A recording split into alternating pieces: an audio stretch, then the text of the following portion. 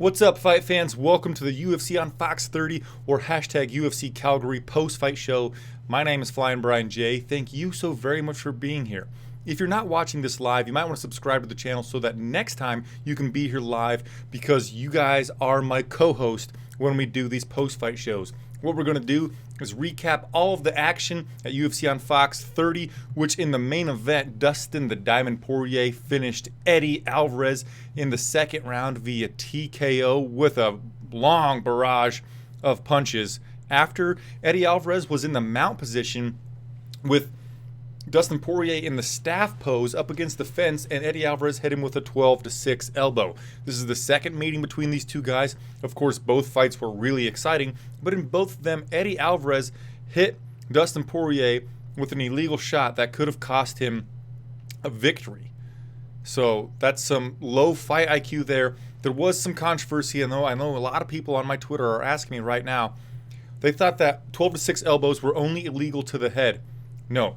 Just the unified rules just say that 12-6 elbows are purely and simply illegal. I think I have them as a bookmark on my web browser. I do not, but I will look at the ABC, American Boxing Commission's unified rules for MMA, and then get the real word on the 12-6 elbows. But I believe 12-6, no matter what, they are illegal. Last week, I believe it was a WMMA fight. I can't remember which two competitors were in that bout, but there was a 12-6 elbow that happened to like the upper thigh area, and the ref was like, yo, no 12-6 elbows. You got to put a curve on that thing. Can't come straight up and down, so it doesn't matter where it is. You cannot do it straight up and down. So that could have cost Eddie Alvarez the fight. What happened before that 12-6 elbow was Eddie started off and he was going for a takedown. He ran in and he went for a double leg takedown. He got it wrapped up, but Poirier countered with a guillotine attempt, and it looked pretty tight. Alvarez defended it while they were standing by grabbing the cage. Mark Goddard was all over it. Came, was like, hey, you cannot grab the fence. The fight went to the ground with Poirier still going for that guillotine choke, and Alvarez was able to get out of it. Poirier got back to his feet. Alvarez got the takedown again. And that's what started the 12-6 elbow thing there. So Rob Amon's here. He's with a calculator this time, which I don't know what he means by the calculator, but usually Rob's here as the co-host who's cutting people who lost their fights. Chad Cheesemo Cheeserville is here. Ooh, B. Brewski's here as well. Guy McDaniel, thanks for describing the details so well. It's like I watched the fight. Well, you guys probably just watched the fight, so maybe I shouldn't describe it in such detail, but I appreciate you for being here. Up until that point, we're going to talk about that fight. I'll describe it more, but as I do, I want you guys to tell me what post-fight rating you would give the entire card. Once I'm done kind of describing the main event, then I'll tell you my post-fight rating for this entire event. And Rob says there's only one person getting cut tonight. I've got one person in my mind who's getting cut tonight, but we'll get to that soon. In this bout, in the first round, Alvarez was using level changes. He went lackadaisically in on a single leg attempt a couple of times to get Poirier to maybe respect that he's got those takedowns, that he's got this different look in it. And Alvarez was doing a really good job of ripping double hooks. He'd actually go with a wide right to the body, was in the orthodox stance, and then the left hook to the body as well. But he was having a little bit of trouble with the range of Poirier, and Poirier kept winding up his left hand, and he was catching Alvarez with that. And the fight didn't look terribly different than the first one. And I don't know why, I put Alvarez on my DraftKings team. I thought that it might be a little different this time. He was really cheap, I believe. But Poirier, he hit super hard. This is the fourth former champion that he's defeated in a row. Pettis, Gaethje, Alvarez, and then before that was Alvarez again, right? So not the fourth person, but the fourth time he's defeated a champion. We could ask what's next for Dustin Poirier. He said, hey, Khabibi, where you at? And so we called out Khabib Nurmagomedov. I don't think that's going to happen. I don't think that he's going to get that fight. I was listening to MMA Junkie John and whoever was his co-host this week, and they were talking if whoever won this fight tonight, they would deserve a title shot. They're probably not getting it, though, because Conor McGregor is going to come in here and get a title shot against Khabib in October, at UFC 229, I think it is, at the T-Mobile Arena in Las Vegas. So Poirier's probably not getting that bout. I say instead we give him probably to Tony Ferguson. Poirier versus Ferguson. Put that shit on the same card. If either guy, that way you have a backup built in. Conor McGregor doesn't make it to the fight, you put Poirier in, or shit, either one, Ferguson or Poirier. You put one of them in as a replacement for whoever doesn't make it to the fight. Actually, it would basically just be if Conor McGregor doesn't make it, because Conor's not going to accept Poirier, but maybe he would accept Ferguson. So yeah, that's the scenario that I like. You put Conor versus Khabib in the main event. You put the co-main event or somewhere else on the card, Dustin Poirier versus Tony Ferguson, and you've got a built-in insurance plan for if any of that shakes up and it doesn't work out. I think that should be what's next. As for Alvarez, take some time off. He took a lot of damage tonight. He took a lot of unanswered shots when the TKO probably could have been called. I don't want to say what's next for him because he took a lot of brain damage, and I'd like to see him just take a little time off. Rob Amon says Alvarez versus Stevens at 145. I really don't like that. Sorry, dude, but I'm not fond of that matchup. So what post-fight rating are you guys giving the card? Rob Amon says 4 for that fight. Chad Cheesemo says 3.5 for the overall card. Middle easy. The Clown Kid, Andrew Lawrence, tonight was doing stars for each fight, and I'd like to look at what he was doing with that. But I loved Poirier versus Alvarez. Obviously, that was good. The finish in the co-main event, which we'll get to in a second, was really good. There were some times when I played Fortnite instead of really paying attention to the fights. But I'm going to go with like a 3.75, close to a 4. It wasn't a great card, and my expectations were a little bit higher than that, than it ended up. Hernandez versus Olivier Aubin-Mercier, I was really looking forward to. It wasn't as fun as I anticipated. We did get a really nice young lightweight contender out of the deal, but nonetheless, I'm going for 3.75. Chris C. says, anyone else think Jeremy looked off from the beginning? Rob Amon says Alvarez versus Felder if he stays at 155. That'd be a nice fight. And both those guys need a little time off because of the fights they've been in recently. But, if somebody gets knocked out, we don't really need to talk about them coming back right away. Let's go into our what the fuck of the card, and then we'll get into the rest of it, with Jose Aldo versus Jeremy Stephens. So my WTF of the entire card kind of goes to myself in a way. David Sandine says 4.5, fun card that ended relatively early. You know what? Actually, great point, David. Before we get into the WTF of the card, it is only 9:30 my time, and the card's completely over. Ordinarily, we're just one fight into a fight card on Fox Sports 1. I'm gonna be able to get to. I'm not gonna get to sleep early tonight because I'm actually gonna watch some Ryzen. Starts at like 1 a.m. my time. But if I wanted to, I could go to sleep early. And when we're done with this post-fight show, I might be able to spend some time with my wife, which I really like her, so that could be fun as well. Great point, David. I'm gonna give it an extra 0.25 for getting over super early, and give it a 4.25 from myself. Great point, David, and thank you for being here. Jeffrey James wants to talk about cute labia. Oh, that was a what the fuck of the card. I tweeted that. That was strange. I'm a weirdo. But what I was getting to about the what the fuck of the card, kind of going to myself, is yesterday or the day before, I kind of talked shit about Caitlin Chukagian on my Twitter. I did not tag her. I do not tag fighters. That's one of the rules. But somebody else tagged her because they don't follow the don't tag fighters rule. And she responded to my tweet about her hut-hutting. And she just said, relax, Brian. That's why I got this right here, if you're watching the screen. And then after she won her fight tonight against Alexis Davis, we'll just use this as a way to talk about that fight. She was leaving the arena, and Trish Crane from Denver, Colorado was there and got a video of her with Chukagian. And Chukagian just said, relax, Brian. And then in the post-fight interview backstage, James Lynch was interviewing her. And she talked about it, and she called me a nerd and said that I'm never going to fight, so we don't know if I would make weird noises when I fight. And she doesn't, take it personally when trolls like me talk smack to her, and she's not going to change anything about herself and everything. And just kind of what the fuck to me for being being an asshole, really, for talking shit to her. But in my defense, I didn't talk shit to her. I just said it on my own Twitter. And then she responded to that. But like the what the fuck really goes to, this kind of blew up. There were so many times today when I got tagged in something that were saying that I was a jerk for talking smack to her, and they were doing hashtag relax Brian. And I even made a Teespring campaign. So like with this logo here, I put it on a t-shirt and I put it as a joke to sell them, which is hilarious. What the fuck to that whole scenario? What the fuck? Super strange. What other what the fuck moments on the card could you think of? There weren't too many what the fuck moments.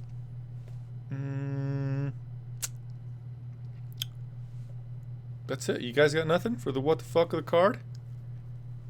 Okay. What the fuck of the card could go to Dustin Poirier.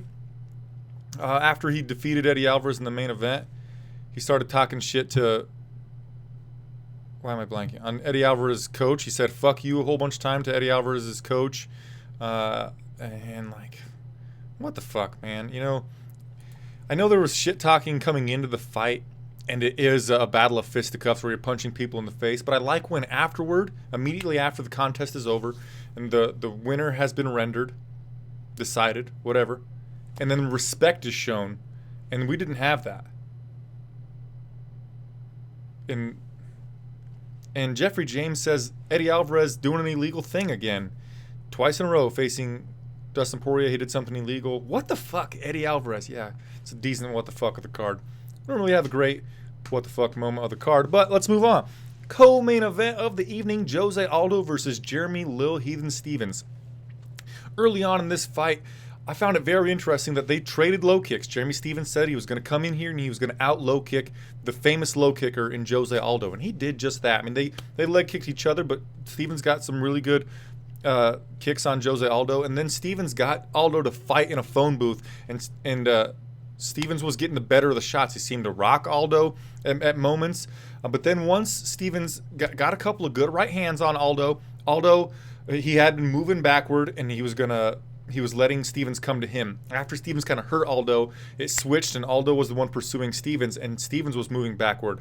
Stevens feinted with a right, and Aldo, like, he must have called Stevens' bluff, because as soon as Stevens feinted, Aldo came in with a right hook to the body that Stevens blocked with his arm, but then Aldo came with a left hook to the liver, which Stevens didn't get, and it just crumpled Stevens.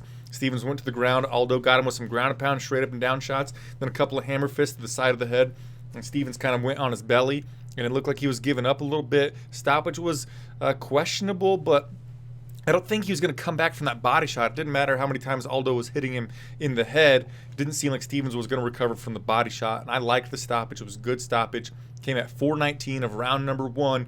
Aldo made a triumphant return to competition after losing twice in a row to Max Blessed Holloway. That left hook to the liver, oh my God.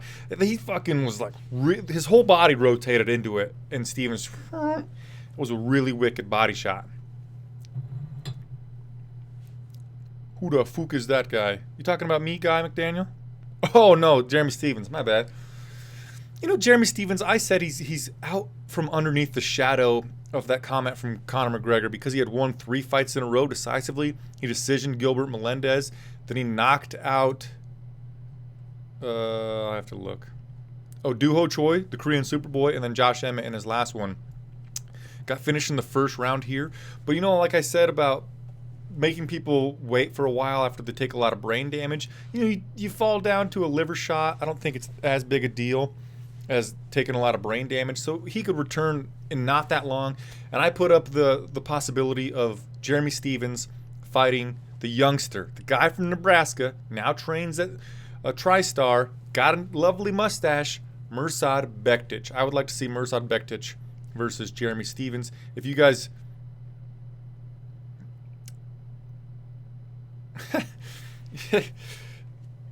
you guys disagree, go ahead and let me know. I'm laughing because Marcus Garcia said that I look really sexy tonight and said that we should tickle each other after the show, which I accept that invitation. Fucking, oh, you're funny. People on the internet are make me laugh. Not to get away from, we're gonna, just a second, I'll get to what's next for Jose Aldo, but people ask me all the time, like they see people saying really negative comments to me on Facebook or YouTube comments or Twitter or whatever. And they're like, don't worry about that person, buddy. I got your back. Don't let that comment bother you. And I've been doing this for like 2 years at least. And early on, when I started doing this, I had to adapt to not letting comments get to me. Because if you want to be a YouTube personality or you want to publish any content on the internet, you cannot be really sensitive to people talking shit to you. Calling you ugly, calling you big nose, calling you a nerd, calling you fat, chubby, stupid, your content sucks, any of that. You cannot let it get to you because there's going to be people that don't like you no matter what you do, no matter how good your content is. And I do this for fun, and I'm not going to let some shitbox comment bring down my level of joy. Anyway, back to Aldo. Rob Amon says Aldo versus Ortega for a vacant belt. That might actually have to happen. I didn't think about that scenario. With Aldo, if Holloway has to stay out for a long time with those concussion symptoms, we might see Ortega versus Aldo for the interim title. I did not think about that. Also, what did I tweet was next? Couldn't be next for Aldo? Oh yeah, I said Aldo versus Chad Money Mendez 3. That could be interesting. The first fight was controversial. You know, really quick stoppage. The second fight went to a decision, but it was like extremely exciting between Aldo and Mendez. And I would just like to see that fight again. I know I'm being selfish, and maybe that's not what they're going to do with Aldo, but I would like that. Also, I saw a lot of people suggest maybe Jose Aldo could go to 155. I'm all for that. You know, sometimes super fights or fights that we want to see, they pass us by. GSP versus Anderson Silva type of shit happening. We just never get to see it. Khabib versus Tony Ferguson. We might not ever get to see these fights. There was a time when Anthony Pettis was the 155 champion, Aldo was the 145-pound champion, and we wanted to see a super fight between those guys. Perhaps Aldo could go up to 155 and fight Pettis in a fight that, you know, we've been wanting to see for a long time. Pettis looked really good in his last time out, finishing Michael Chiesa. That's about I'd be interested in seeing. But as Rob mentions, yeah, Rob just said what I said. Or Rob, what he mentioned was Aldo versus Ortega. That'd be a fun fight as well. A lot of good options for Jose Aldo here because he was the underdog tonight to Jeremy Stephens. Even though he's the longest reigning 145-pound champion. There was a time when he was considered one of the greatest ever to do the damn thing. Certainly the greatest to ever fight at 145 pounds. He's only lost to one guy twice. And that guy just could have his number. It could be a stylistic matchup. Like, that's bad. Similar to Anderson Silva versus Chris Weidman. Silva, a pressure wrestler, young guy. With Weidman, not good. Perhaps the volume striking and the shifting of gears of Holloway could just be like the perfect thing that Aldo could not deal with. I'm interested in seeing Aldo versus Ortega. Great points all around, guys. Wicked Blade says Jeremy Stephens face 1 second. Oh, his face after 1 second liver punch. 1 second after the liver punch. There you go, tough guy. Oh, that was... And like somebody sent me a message and was like, that was a wicked body shot. And Jeremy Stephens is one tough motherfucker. You say what you will about his skill set, and he's got a lot of losses on his record and yada yada. He's 28-15. He's a tough guy. So that liver shot, that, like I said, if somebody hit me in the liver that hard, my liver would come straight out my asshole. Just boop, fall right out, and I'd fucking die. Man, that would suck. Huge, huge shot. Anywho, let's move on to... Oh, sorry, I'm looking at something about Ryzen. But let's move on to Joanna Jędrzejczyk versus Tisha the Tiny Tornado Torres. And I'm going to be straight up honest with you guys. I wasn't paying attention to this fight that closely because I was making this logo using Inkscape. I'm not really good at making logos, but I was spending my time making that. I didn't think that Joanna Jędrzejczyk versus Tecia Torres would be all that eventful. But once the fight was over, I went back to the beginning and watched the fight on like super fast motion. So like I used my DVR basically to rewind so I could watch some of it before Jose Aldo versus Jeremy Stephens happened. And this sums it up. Joanna Jędrzejczyk won the decision, but Tecia Torres, she's a forward pressure type of fighter, and she would press forward, maybe go for a takedown. Joanna would ward off the takedown attempt. She would fight off of her back on the fence for a minute or so, or not a minute, but a small amount of time. And then she would get a whizzer and an underhook, 50-50, reverse position, push Torres up against the fence, and hit Torres with a lot of knees to the body, elbows, and general stuff in there. That's what happened the majority of the fight. When it was at range, Joanna was doing a good job with the check hooks when Tecia would come in. She was also doing some pretty good push kicks to try to keep Tecia at range. But she was not able to keep Tecia at range, but she was happy just winning the fight in the clinch. And she won 30-27 across the board. I was trying to think what could be next for Joanna Jędrzejczyk. Do you want to see her fight Thug Rose again, third time in a row? Me neither. So women's strawweight. You could see a rematch with her and Karolina Kowalkiewicz, but what really else is there for her to do? I don't think there's much for her to do. Marcus Garcia, always been a fan of JJ, but I feel like Rose has broken her killer instinct. And at this point, if she decided the best route to a belt was to move up to 125, assuming assuming that Valentina Shevchenko wins the belt, she would get lit up. Gribble Dribble says, what a terrible performance by Torres. Yeah, I don't know what's next for Joanna Jędrzejczyk. She's like kind of in no man's land. She's beat everybody that's not Rose Namajunas. I think that she should wait and see if somebody else were to defeat Rose and then fight that person. Or rematch Karolina Kowalkiewicz, but Karolina's fighting Jessica Andrade at UFC 228 on September the 8th, which is main evented by Woodley versus Darren Till. So, yeah, I mean, I think that she waits and maybe fights the winner of Andrade versus Karolina Kowalkiewicz, which I think would be Andrade. And maybe even if Andrade wins, just give Joanna versus Karolina again. I don't know. Guy McDaniel says she needs to move up a weight class. Yeah, and Valentina and Joanna Jędrzejczyk did fight in a kickboxing contest at one time, right? So maybe that's where we go. Confusing. A lot of weirdness. Didn't I tweet something about this? Who did I say should fight Felice Herrig? Oh, Nina Ansaroff. Okay. Well, that's pretty much all we need to talk about that fight, right? Rob Raymond says Joanna versus the Shevchenko Montano winner at 125. I don't want to do that. I really don't. The only reason is I want her to have one fight at 125 before getting a title shot. I don't want her to just go straight into it. So perhaps, here's an idea. Joanna Jędrzejczyk versus Caitlin Chookagian. Anybody got qualms with that? Caitlin Chookagian just defeated the number 3 women's flyweight.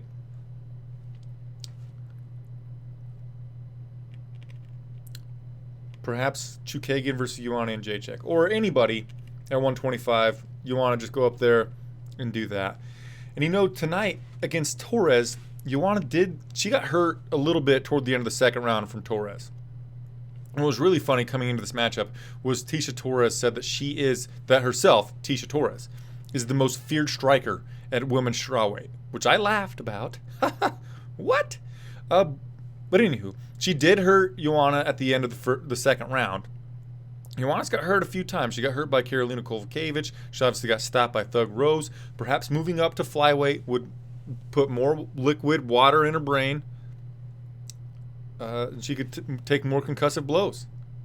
Or, she'd be less apt to get concussed. So, yeah, all good options. Let's move on. and talk about Alexander Hernandez versus Olivier Aubin-Mercier. I thought that this fight would be kind of a striker, and I didn't know much about Alexander Hernandez coming into this bout other than he knocked out Benyil Dariush in like 45 seconds. But I thought that Hernandez would have a striking advantage and an overall power advantage, and I thought Olivier would have a grappling advantage. But no, Hernandez had both advantages. When Hernandez would hit Olivier, Olivier would get rocked by it. There was a time the cage side announcers, Daniel Cormier and John Anik, which, God, I love Daniel Cormier, but we've talked about that a lot. I don't want to gush over him too much. Hernandez hit Olivier with a right hand, and Olivier was on wobbly legs for a second. Olivier was able to clinch Hernandez up and kind of save his bearings, regain his composure, but Hernandez just underhooked him, pushed him up against the fence, and worked for takedowns. And Hernandez took Olivier down on multiple occasions, and Hernandez just kind of had his way with Olivier. He won 30-27, 29-28, 29-28. Huge victory for him. OAM was not ranked coming in, but Alexander Hernandez was number 13. And most people above him are busy. We got James Vick against Justin Gaethje. Pettis just had a fight. Nate Diaz is ranked 9th, but we know he's not doing anything anytime soon. You know what would be fun, but would kill a contender? Now, B. Brewski says, I want to see Joanna beat the brakes off Chookagian. I got nothing against Chookagian, the girl. I just think that her hutting is annoying. And I stand by that. I don't have beef with her. And for a bit in her fight, she wasn't hutting at first. I'm like, oh, she's not going to hut. And then maybe I can be a fan of hers. But anyway, I would like to see Alexander Hernandez. Later, Wicked Blades. Thanks for being here, my dude. Hernandez versus Daniel the Hangman Hooker. Well, it's a contender killer because both are young guys, flying toward the top of this division. That'd be fun. How about, what the hell's Kevin Lee doing? Kevin Lee versus Alexander Hernandez. That's putting him way up there, though. But below him, Edson Barbosa, is he booked? Edson's switching camps right now. He's going to American Top Team. But Gaethje's booked against Vic. Pettis just fought. And I would like to see him fight Jose Aldo.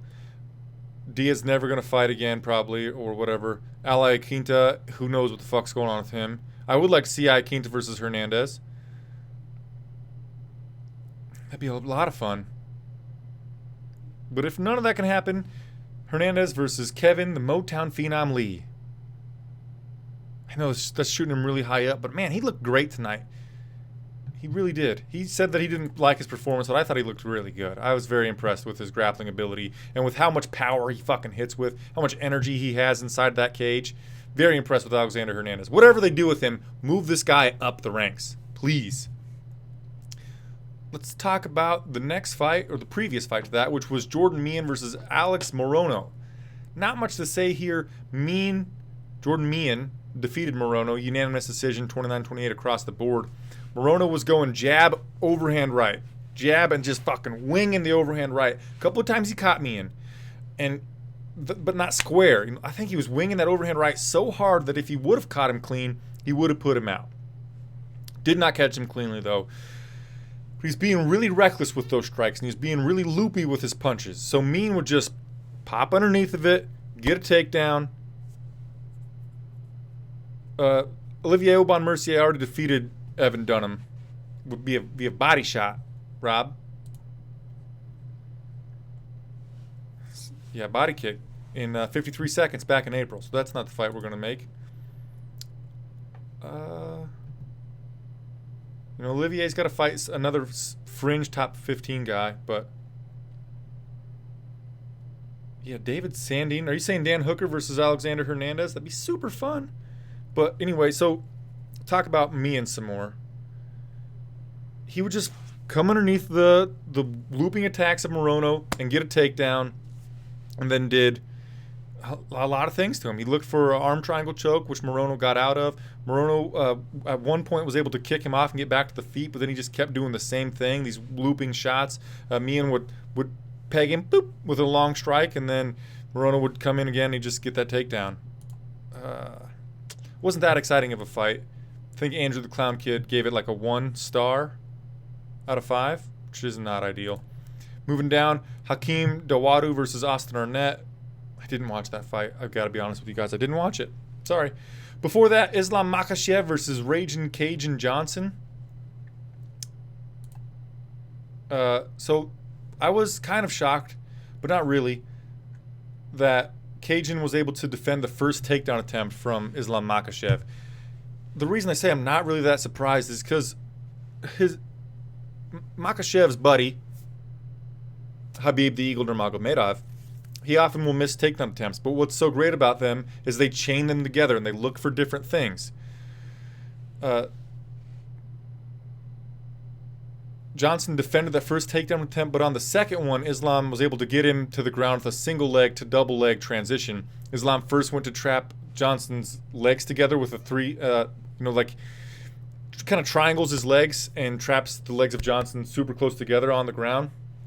But then Islam transitioned into the 3/4 guard and didn't hit him with some like just peppering shots, tiny little ground and pound shots to try to open him up so he can transition. Then he got to the full mount and snagged an armbar shortly thereafter. And it was Islam had to tap super quick because he had a lot of pressure, he had a lot of torque on that forearm there.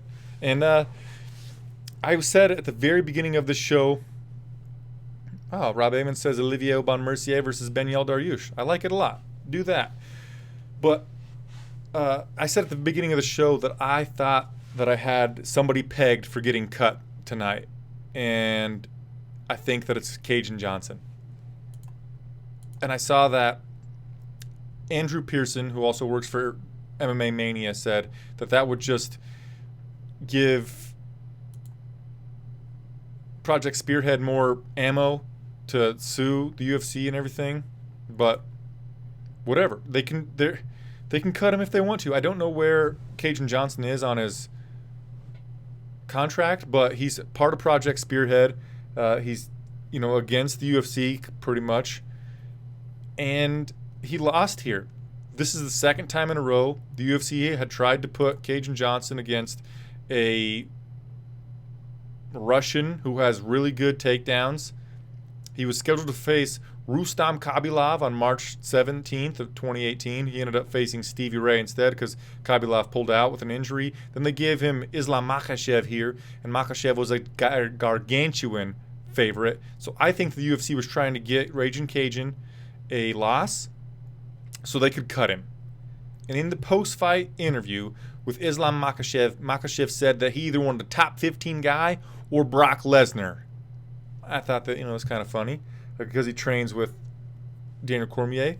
And then they said, no, seriously though, I want to fight Tony Ferguson because he's going to protect Habib. He wants to fight Ferguson basically for Habib. And I'm all for that fight, but I already said that I think Dustin Poirier should fight Tony Ferguson. So if that can't happen, we definitely just need to move Islam Makhachev into the top 15 of these ranks. Rob Amon says Dan the Hangman Hooker. That's an idea. Yeah, that's a good idea. I think Hooker beats him. I really do. It's just stylistically, I don't know. Sorry, I keep rubbing my eye. I got something. My vision keeps going blurry. My vision gets blurry. Yeah, fuck it. Dan Hooker versus Islam Makhachev. Let's do it. But Dan Hooker's been being disrespected too a little bit, getting these low-ranked opponents. How about Makhachev versus Al Iaquinta? Second time in a row, Iaquinta would have to face one of these Sambo specialist Russians from Dagestan. A lot of options. Michael Chiesa versus Islam Makhachev. Yeah. I say, what? Actually, I say let's do Michael Chiesa versus Islam Makhachev. We got opposite trajectories. Michael Chiesa coming down. Makhachev coming up. And I like the idea of Dan Hooker, or excuse me, Michael Chiesa versus Islam Makhachev. Big performance by the Russian on that one. Keep on trucking. Ion Cutelaba versus Gadzimurad Antagulov.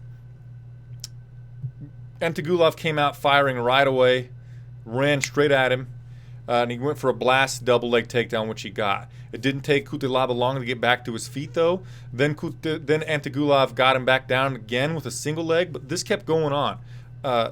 Antagulov would try for a takedown of Cutelaba, and even if he got him to the mat, Cutelaba would get right back up, because if you didn't know, even though Antagulov is this submission guy, I think he has 14 out of his whatever, like 16 victories are via submission. But Cutelaba is the guy with the Sambo championship in his back pocket. Antagulov would get Cutelaba down. He'd pop right back to his feet. On the feet, Antagulov was hitting Cutelaba with some good strikes, and it seemed to hurt Cutelaba. But Antagulov would just keep going for that takedown, which made himself super fucking tired. And then once Cutelaba realized that he was tired, he just unloaded on him. Knees to the face, knee to the body, uppercuts and elbows against the fence, and he got the TKO victory late into the very first round. What's next for Cutelaba? I don't know, a lot of good things. This guy's an exciting fighter. He's got a gimmick. His nickname is Hulk. He paints himself green for the weigh-ins, and it's all very fun to watch and everything. He's got this finish. He had a really exciting fight against Jared Cannonier not long ago. And what's next for him? I say Tyson Pedro. What Cutelaba said in the post-fight was, he said, this could have been in the WTF of the card. He said to Daniel Cormier that he wants Cormier to keep the belt, but he's coming for it.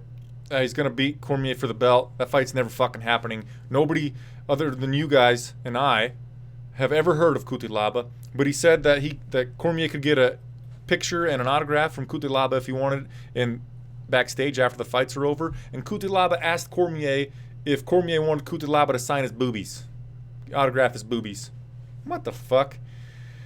It's all that's funny and everything, but he should have actually used his call out. And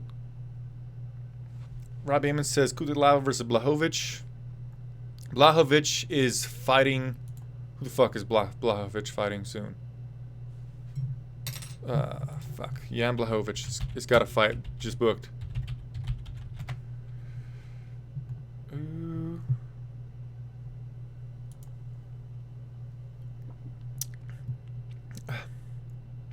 I'm certain he got a... Oh, yeah, Jan Blachowicz is fighting...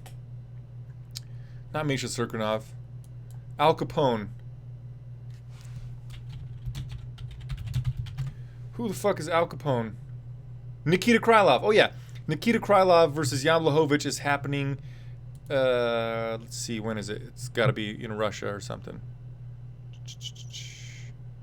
Moscow, Russia. UFC Fight Night 136 on September 15th. I believe Nikita Krylov is fighting Jan Blachowicz at that night. I think. Anywho, I think Tyson Pedro versus Ion Cutelaba next. Cutelaba's powerful striking. Obviously, he got that finish here tonight. Tyson Pedro's got really good jiu-jitsu. He just lost to Ovin St. Preux, of course. But Tyson Pedro trying to work that submission game against the Sambo abilities of Cutelaba. I think that's very interesting, and it's a kind of semi-high level. And Cutelaba just beat the number 15 guy. Tyson Pedro's the number 14 guy. Just move him up the ranks a little bit. I think that's a decent fight to make. Tyson Pedro. Before that fight, we had John the Bull Makdessi versus Ross the Real Deal Pearson. This fight, so Rob has been waiting to get the axe and cut a fighter this entire show. Ross Pearson should probably retire. He did not look good tonight. He looked not really well at all. And 1, 2, 3, 4, 5. He's 1-5 in his last 6 fights since July of 2016. So the past 2 years, Ross Pearson has only one win. It was a decision over Mizuto Hirota. Not ideal. I can't believe that Ross Pearson is even still on the roster. So Sure, cut him. Maybe he could retire. But how the fight played out tonight was basically a battle of left hands, lead left hands. Both guys were hitting pretty good check left hooks. Makdessi was doing a good job with jabs. He was hitting Pearson with a lot of check left hooks. Pearson would try the jab and then right, and Makdessi would hit him with that check left. And then later on in the fight, when Makdessi got some confidence and he started to hurt Pearson, he would hit a jab and a right. Or when Pearson would come in with his combination, Makdessi was firing the right straight, and it was really hurting Pearson. And Pearson was getting pretty fucked up by the shots that Makdessi was throwing at him, so much so that Makdessi didn't want to hurt him anymore. He even told the ref, hey, the guy's hurt. Should I keep punching him? And he's like, okay, I guess I'll keep punching him.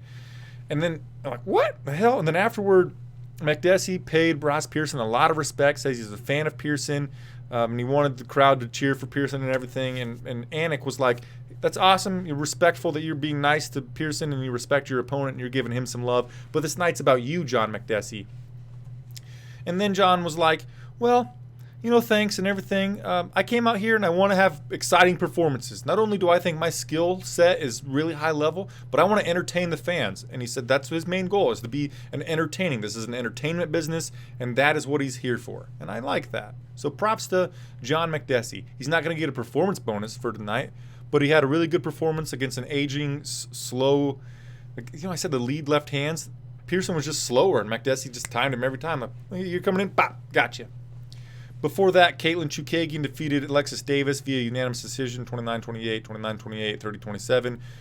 This was a typical Caitlin Chookagian fight. She moved laterally against, close to the fence, outside of it, and landed peppering shots and then moved away from her opponent. Not really much I need to say.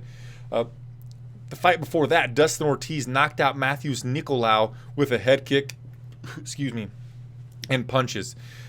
Ortiz he's a really shifty, movable,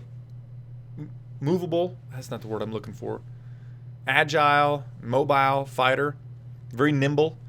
And even though Matthews Nicolau had the reach advantage, and it seemed like Dustin Ortiz was going to have trouble dealing with that, as Nicolau was hitting him with the longer shots, jabbing him when he would try to come in, the shifting and the angling and the weirdness that Dustin Ortiz was doing was allowing him to close that distance and get inside the range of Matthews Nicolau. He hit him with a couple of overhand rights, and Ortiz at a distance, I fucking can't believe this, because Ortiz's limbs are so short.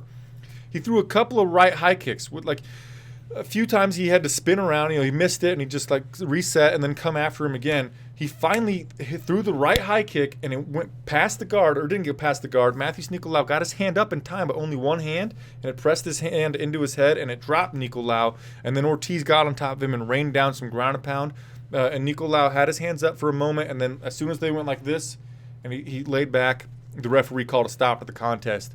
Phenomenal performance by Dustin Ortiz. It's his second knockout victory in a row. No, it's not. 2 out of his last 3 have been knockout victories. He defeated Alexandre Pantoja via decision in the middle of those 2, but 3 fights ago now, he knocked out Hector Sandoval, got the performance of the night for the fastest knockout victory in flyweight history in the UFC. Knocked out Hector Sandoval with the punch in 15 seconds. Now head kick, knocked out Matthews Nicolau, and he was the underdog.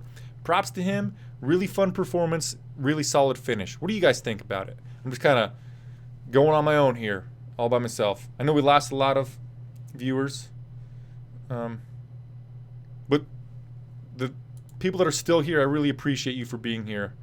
Got a lot of love for you, of course. Keep on trucking. Nina Ansaroff versus Randa Marcos. This was kind of a tale of 3 rounds. I know all fights are 3 rounds, except for main events and title fights. But in the first round, Randa was able to get a takedown on Ansaroff. She chained together some attempts, and she got Ansaroff down, and she controlled her for the majority of the first round. Second round, it seemed to be that Marcos was the more fatigued fighter, and Ansaroff was... Well, in between rounds 1 and 2, Ansaroff's corner told her that when Marcos comes in, you need to be strong with the underhooks. Get them underhooks immediately and be strong with your bottom half. And she did that. When Marcos came in for the first takedown attempt in the second round, And Seraph did a great job with the double underhooks, reverse position, get the fuck away from Marcos, and then pepper her with shots at a distance. And Seraph did a really good job the entirety of this fight, hitting Marcos with low kicks, outside low calf kicks. In the second round, those really started to pile on, and Marcos' leg was red in the second round. And in the third round, as Daniel Cormier mentioned when they came out, Marcos' leg had turned purple or black because it was starting to really bruise. It wasn't just a skin welt. It was in that deep muscle tissue. And Marcos started to just like not solidly plant her lead leg ever. She wasn't even anticipating a leg kick from Seraph. She would just bob it up and down the whole time as she would move forward to try to preemptively ward off the low kick attempt of Seraph. But Seraph would still fucking hit her with that.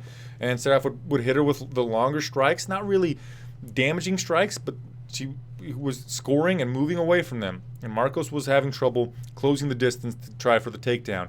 I think it was the third round that Marcos landed a pretty good, like, lunging in, trying to close that distance, overhand right. That might have hurt Seraph. It was a big one, but Seraph regained her composure immediately, warded off that takedown attempt again, and got the fight at the distance. Toward the very end of the bout, Marcos went for a takedown attempt, which Seraph wizard, underhooked, and I don't know if that's how it happened, but she reversed the position and got on top and basically rode out the entire fight in that top position, getting definitively, in my mind, winning the fight by finishing it late and getting that takedown attempt. Actually, it was a reversal, but yeah.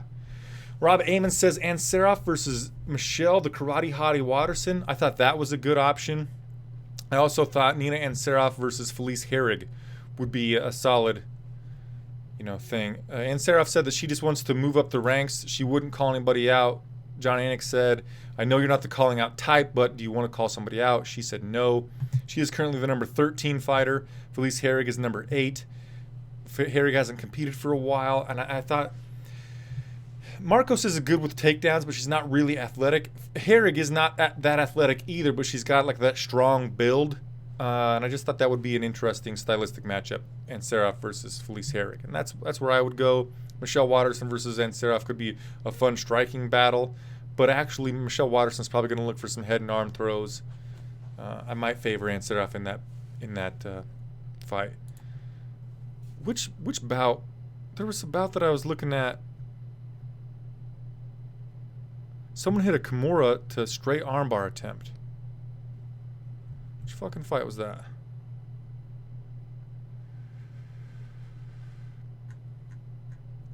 Well, I guess I just missed it.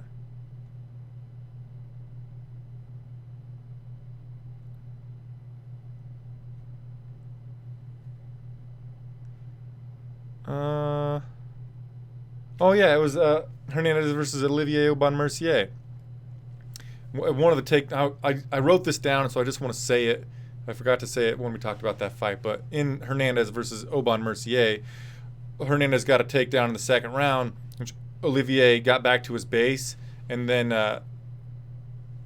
Hernandez kept pursuing the takedown after Olivier got back up, and Olivier sprawled and tried to hit a Kimura attempt to a straight armbar, and for a minute there, Olivier ended up on top in mount, but like reverse mount, so like reverse cowgirl type of position. It's stupid of me to say that, but hopefully that's descriptive enough to you. And then Hernandez just used his explosivity, his explosiveness, pop, got right back, like whoop, reversed the position, and Hernandez ended up on top. It was a wild scramble. I know it doesn't matter. I already talked about that fight, but I wrote it down, so I'm going to get it off my chest. And the first fight of the night, Devin Powell versus Alvaro Herrera. Early on, Herrera was ripping some good hooks to the body of Powell. One of them seemed to drop Powell, and then like afterward, Cormier was like, it might have been Powell trying to throw that low kick, and he was just off balance when Herrera ripped the left hook to the body. But in the post-fight, Powell said that it did hurt him, and so he gave props to Herrera for that. But after that shot, Powell switched to the southpaw stance, kind of like Anthony Pettis likes to do, and he was throwing the left kick to the liver of Herrera. And he hit him once with it, got the fucking toes and the ball of the foot right on the big spot of your liver. Your liver's actually huge, and it goes across your whole torso, but it's the most vulnerable right under your right side underneath your rib and on the anterior portion of your body. and Powell got the toes and the foot right into that spot. Hurt him, and then he just hit him with it again. Bam! It was a beautiful fucking shot. Dropped Herrera, and then finished him off with that. Before that, though, Powell was unsuccessful with some takedown attempts, and coming into the fight, the majority of the people thought that Powell would win the submission if he won, at all. But he was unable to get the fight to the ground, and then he just finished Herrera with the body kick. And what the fuck of the card? Reversing a bit again. This didn't happen on this card, but it was information given to us on Powell's way to the octagon. Is he's returning from like a 13-month layoff because he had a ruptured testicle. Joe Lozon ruptured Devin Powell's testicle in practice. He fucking broke a ball. Wow. What the fuck? That had to hurt a shitload. Anyway, so that's a summary of the fights that happened that we watched tonight, my dudes and my dudettes. Did we get a new subscriber? Well, I don't think No?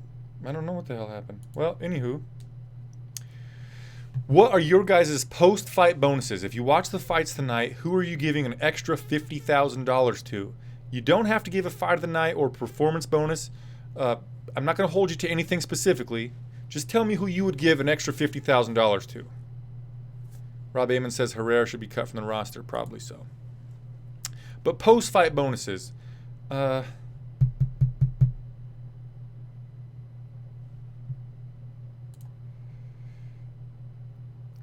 Julius Casaro says Eddie got fucked over. The 12-6 was just a given warning at Hamburg. The Mark doesn't catch a knee to the fucking balls. Then Mark doesn't catch. Right, dude. So Julius is reaffirming to me that somebody got warned for a 12-6 elbow in Hamburg, but they didn't lose the position. But tonight, and at the very beginning when Eddie hit him with the 12-6 elbow, it seemed like Goddard was just going to give him the warning, but then he's like, nope, I decided I'm breaking the fucking fight up. Let's go. Let's stand up. And then immediately Poirier got that burst of energy and finished him. If you're an Eddie Alvarez fan, I understand your frustration with the stand-up there. My frustration would mostly lie with the fact that MMA rules, regulations, laws, they're not clear, and they don't get enforced in the same manner every single time. Like Julius is saying here, just last week, that illegal thing happened and it was treated completely different. So yeah, that's kind of a what the fuck of the card right there. Anyway, post-fight bonuses. Who are you guys giving an extra $50,000 to? I think even though Jose Aldo probably doesn't need the money,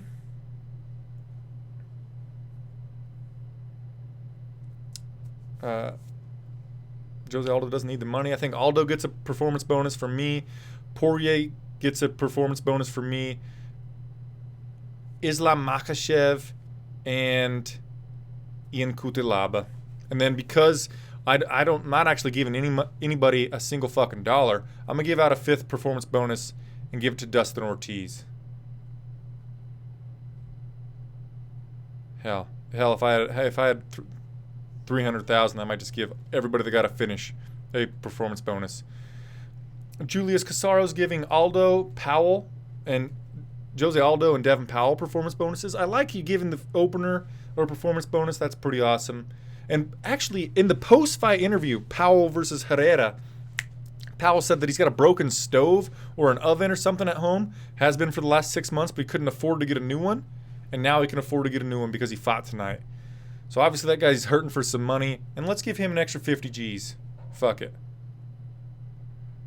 Julius Casaro's given fight of the night to John the Bull Makdessi and Ross the Real Deal Pearson. Rob Amon is giving Poirier the knockout of the night. Aldo Stevens fight of the night, and he doesn't have a 4th performance bonus. While I've got you guys still here, which again, thank you so much for being here. I appreciate you a ton. I know I say it a lot, but I don't feel like it's enough. But the official bonuses go to Makdessi versus Pearson for fight of the night, and Aldo Poirier performance bonuses. That's the official post-fight bonuses. So I feel like Devin Powell kind of got fucked over. But that does it for this show, guys. I think that's enough for us. Please give the video a thumbs up, subscribe to the channel if you haven't already, so that next time you can get a notification for when I go live, so you can be my co-host on this here post-fight show. I'll be back next week with a beer pairing video, a top 3 fights to watch video. It might be a hidden gem. It might just be overall top 3 fights to watch. And I think next week I might be doing a pay-per-view live play-by-play thing during the main card portion of UFC 227, which is headlined by TJ Dillashaw versus Cody No Love Garbrandt in a rematch. And the co-main event is Demetrius Mighty Mouse Johnson versus Henry the Messenger Cejudo. But the rest of the card doesn't look that ideal. Thank you so much for subscribing, Julius Casaro. I appreciate it. David Sandine, thank you for being here. Rob Amon, B. Brewski, Guy McDaniel, Gribble Dribble, Jeffrey James, Wicked Blades, Chad Cheesemo, Cheeserville, Cheeseman, Cheeston. All of you guys, thank you so much for being here. I'll see you next week. Namaste.